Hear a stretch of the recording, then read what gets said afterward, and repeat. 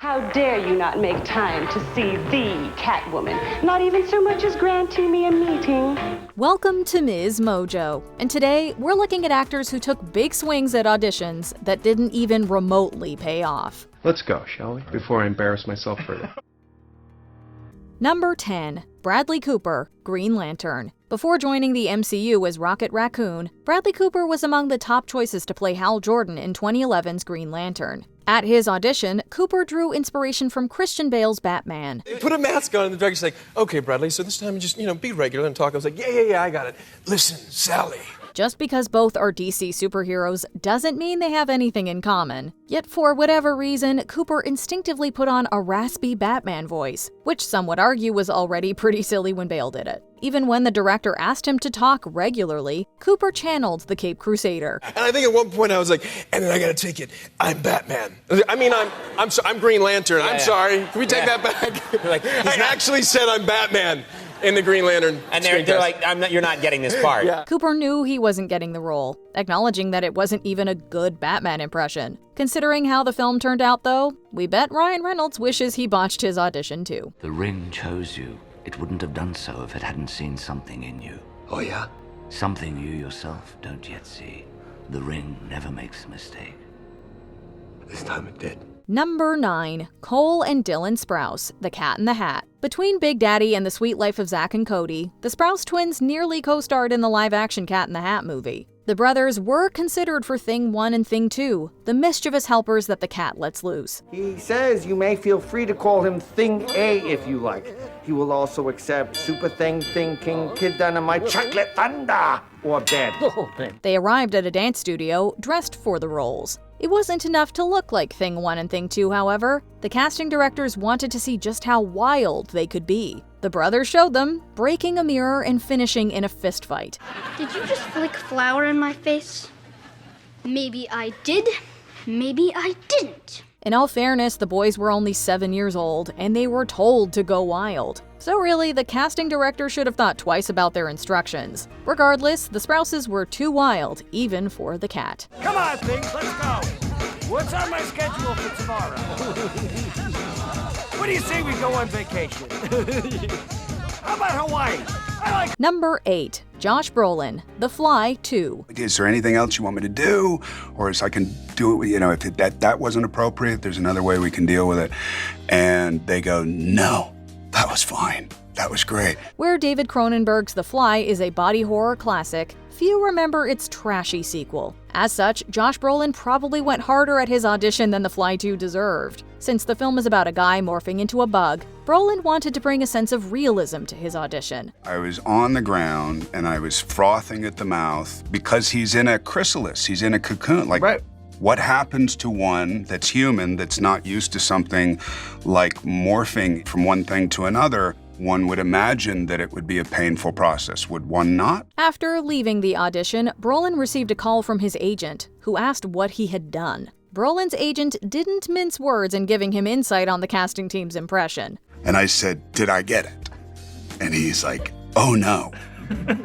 Like, they'll probably never see you again. I was like, well, I still don't understand. To this day, I was like, don't you want somebody who commits? Eric Stoltz booked the gig, while Brolin eventually did another insect movie with Mimic. This is what I love about my job. I get to travel, see the world, meet new exotic cultures. Number 7. Eddie Redmayne, The Hobbit Trilogy and Star Wars Sequel Trilogy. Years after a failed Tom Riddle audition, Eddie Redmayne finally joined the wizarding world as Newt Scamander. Redmayne could have been part of 2 other major franchises if only his auditions hadn't backfired. It's not for the lack of trying, put it that way. Is that true? Yeah. I mean, I've auditioned for so many movies in the past. Up for the role of Bilbo Baggins in the Hobbit trilogy, Redmayne took his preparation seriously. Unfortunately, he decided the right move was to present an over-the-top impression of his predecessor, Ian Holm.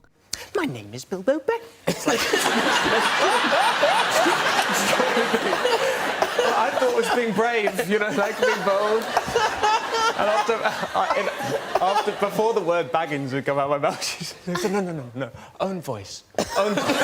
After not getting a callback for that, Redmayne tried out for the Star Wars sequel trilogy. Since the plot was kept under wraps, Redmayne was given dialogue from Pride and Prejudice to read. If you think that sounds weird, Redmayne made it even stranger by doing a Darth Vader voice. Again, Redmayne's vocal choices did not help. And I did about 7, 8 takes of my sci-fi, weird, romantic, screwed up father voice, and eventually she's like, Eddie, have you got anything else? I was like, no.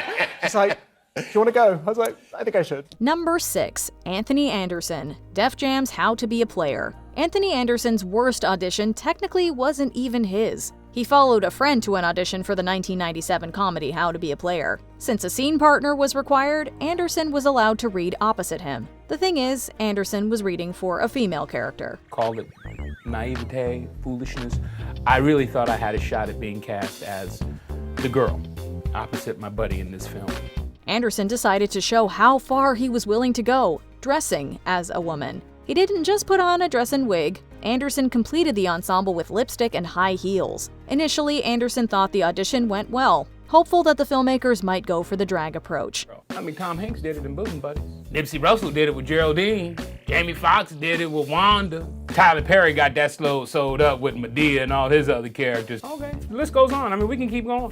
Looking back, Anderson isn't exactly surprised that they didn't cast him or his buddy. We suppose the experience at least prepped Anderson for his Ally McBeal arc. Look, John, I'm sorry for calling you a little bug. No, it's all right, Matthew. I know you're frustrated. Number 5, Chris Klein, Mamma Mia. Critics might have been kinder towards Pierce Brosnan's singing voice if Chris Klein had also been cast in Mamma Mia. Klein didn't just read for the role of Sky. He, quote-unquote, sang as well. We put that in quotation marks because whatever Klein did in his audition tape, it's not singing. We wouldn't even call it talk singing. Don't go wasting your emotion. Lay all your love on me. Klein only made the experience more uncomfortable by looking directly into the camera with bug eyes. Despite his non-existent vocal range, Klein is clearly going for it, but even he seems to know that this is a waste of everyone's time. Wasn't jealous before we met. Does a potential threat. He later confessed, quote, "I took a chance. I can't sing." When the audition tape was leaked, Klein figured he'd poke fun at himself, teaming with Funny or Die. I am your avatar. I wish I knew how to quit you. Number 4, Martin Short, Tang commercial. So career, you have stories about early failures, which I think is good for young people to read, that it didn't come easy for you. Like you had an early audition for Tang, didn't go great.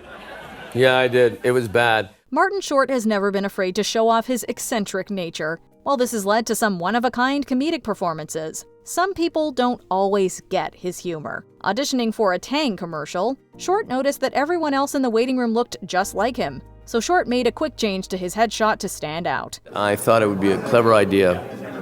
Since everyone in the waiting room looked like me, we all had our 8x10 pictures. I thought it would be a good idea to take a Sharpie and draw a mustache and a goatee on my 8x10. Going one step further, Short gave himself matching Sharpie facial hair in the bathroom. The straight-faced executive looked at Short's 8x10, then looked at Short. Yeah, have you read the copy? It completely bummed. I had to go, not really. You're like, about that. Oh yeah, it was a failure. Didn't get it. Alas, Short was not destined to become a big-time Tang spokesperson. Their loss. Number 3, Henry Zebrowski, Saturday Night Live. One of the executive producers looked at me and said, "How would you like to be on Saturday Night Live?" And I was like, "It's a dream. No, I don't want it." But at the time, I was like, absolutely. I thought they were going to be so excited to welcome me and my bros to that back writer's room, and they were going to be so thankful. Like many other comedians who auditioned for SNL, Henry Zebrowski didn't make the cut. Yet he did gain a reputation as the naked guy, as producer Lindsay Shookus called him. A few minutes into his audition, Zebrowski suddenly emerged from the shadows in nothing but his shoes and socks. Zebrowski was optimistic about the audition, claiming that Lorne Michaels, quote, loved the naked monologue. Shookus, however, couldn't provide much insight into where he went wrong. I have no idea what he did at that point. Like, who remembers what he did, the naked guy? But he was the naked guy, and he didn't get hired. According to Zebrowski, he was told, "We don't do you anymore." Zebrowski said the style of the show had changed. A, quote, sloppy clown like himself was no longer the right fit. Even if he didn't land the gig, Zebrowski doesn't feel any ill will towards SNL. I'm happy it happened. It's crazy that it happened, and I like him. And I realize that that's me. Number 2. Matthew McConaughey, Mulholland Falls. In a 2013 Hollywood Reporter roundtable, Matthew McConaughey opened up about an ill-fated audition for the 1996 Lee Tamahori film Mulholland Falls. McConaughey read for the role that ultimately went to Chris Penn, and at first he wasn't satisfied with his audition performance. It was over in Santa Monica somewhere, and I went in there and I did my audition, but I knew going out, man, I was like, damn it, you kind of gave 80%, you didn't kind of go there. Although he was already on the road, McConaughey did a U-turn and drove back, ready to deliver 100%. But he might have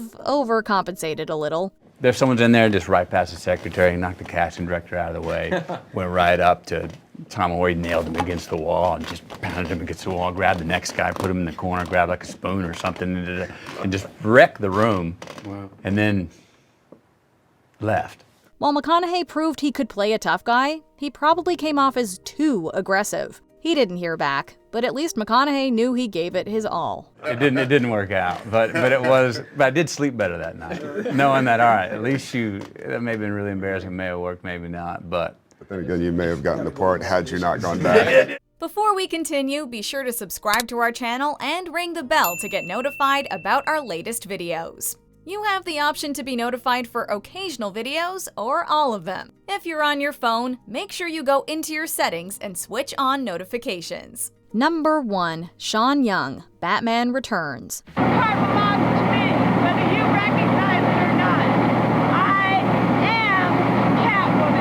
Sean Young was originally set to play Vicky Vale in 1989's Batman.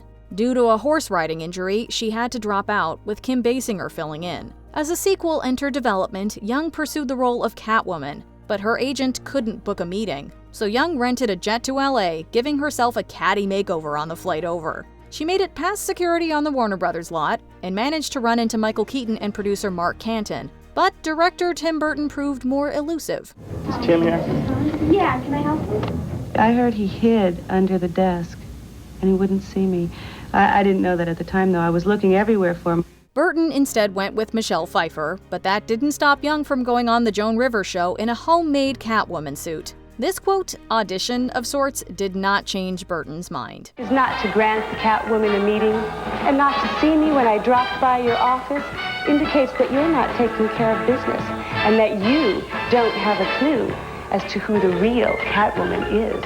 What's the craziest audition story you've ever heard? Let us know in the comments. Henry, what did you do over there? Oh, I guess you talked to him, huh? Oh, they called me while you were still in the parking lot.